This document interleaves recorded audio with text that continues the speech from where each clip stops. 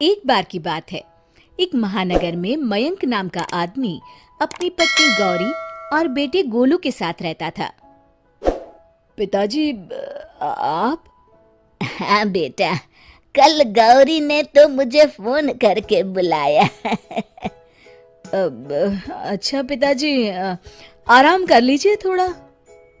पिताजी आराम करने अपने कमरे में चले जाते हैं, लेकिन मयंक गौरी के पास जाकर उससे पूछता है, गौरी, तुमने बाबूजी को बुलाया? हाँ, मैंने उन्हें कल ही फोन किया था। इतनी जल्दी आ गए? पर क्यों? गोलू को स्कूल ले जाना, लाना, सब्जी लाना, किराना लाना, पौधों में सुबह शाम पानी डालना, ये सब न तुम्हारे बस का है न मेरे। और इस महंगाई में नौकर रखना तो जैसे पॉसिबल ही नहीं है। हाँ, और नौकर पर इतना भरोसा भी तो नहीं कर सकते। हाँ, तभी तो। अब गोलू का ज्यादा समय दादाजी के साथ बीतने लगा। एक दिन मयंक ऑफिस से बड़े गुस्से में लौटा। ये टीवी इतनी तेज कौन चला रहा है? चौराहे तक आवाज जा रही है। और ये बीच कमरे में चप्पलें क्यों पड़ी है? रखने की तमीज नहीं है। मैं अभी हटा देती हूँ।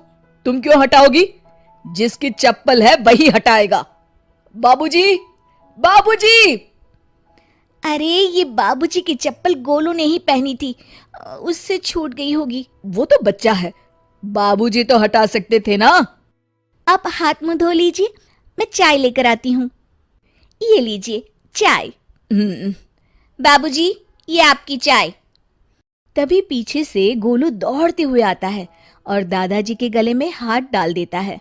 अरे अरे गोलू, बेटा जल ना जाए हाथ।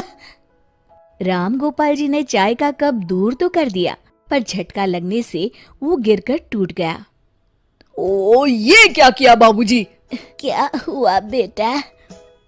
क्या हुआ? और तुम्हें तमीज है कि नहीं? बाबूजी को स्टील के गिलास में चाय देनी चाहिए थी ना।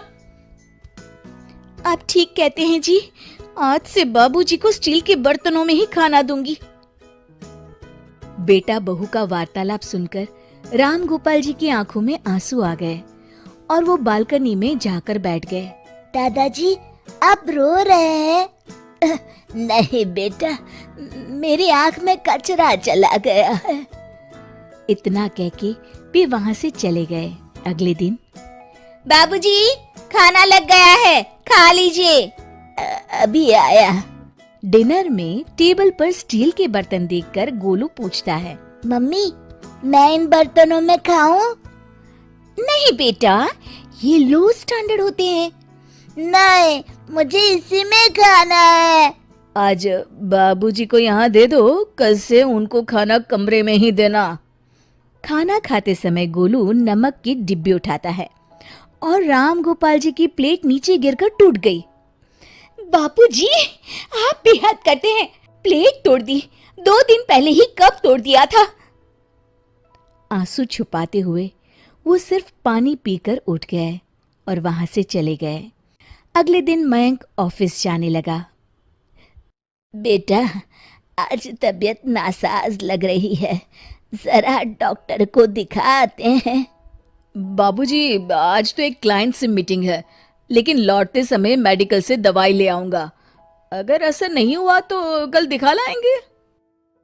पर बेटा, हाथ पैर दर्द कर रहे हैं, बदन बहुत टूट रहा है। तो आपको कौन सा मजदूरी करने जाना है? पूरे दिन बस आराम ही तो करेंगे आप। राम गोपाल जी कमरे में चले गए। अरे सुनिए जी, पहले गोलू को डॉक्टर को दिखाकर लाइए। लगता है बाबूजी के साथ रहने से इन्फेक्शन हो गया है इसे। बेटा, जब तक दादाजी ठीक नहीं हो जाते तुम उनके पास नहीं जाओगे, समझे? पर पापा, स्कूल तो दादाजी के साथ ही जाना होगा। हाँ जी, आप दोनों को दिखा लाइए ना, तब तक मैं खाना बना लेती हूँ। ठीक है, मीटिंग फिर कभी रख लूंगा। और फिर वो अपने कमरे में चला गया। दोपहर का वक्त था। गौरी, खाना बन गया? हाँ जी। आज तो 1000 रुपए पर बीती। चलिए खाना खा लीजिए। गोलू बेटा, तुम भी खाना खा लो। हाँ मम्मा। बाबूजी, मैं अभी बुलाता हूँ।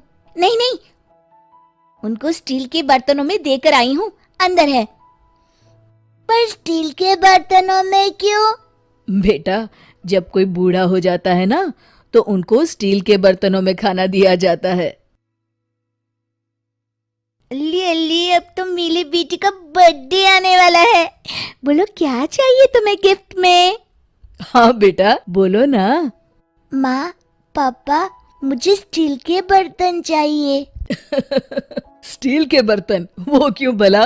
वो इसलिए कि जैसे ही आप लोग बूढ़े हो, मैं फौरन आपको उन बर्तनों में खाना देने लगूंगा। फिर मैं और आपकी बहू आपकी ऐसी बेइज्जती ना करे जैसे आप लोग दादाजी की। ये कहकर गोलू रोने लगा। गौरी और मयंक उसकी बात सुनकर सन्न रह जाते हैं। मयंक जल्दी से कमरे की तरफ दौड़ा और बाबूजी के पैर पकड़कर बोला, बाबूजी, मुझे माफ कर दीजिए। बाबूजी को अपने साथ टेबल पर बिठाया और खुद ही उसे खाना परोसने लगा।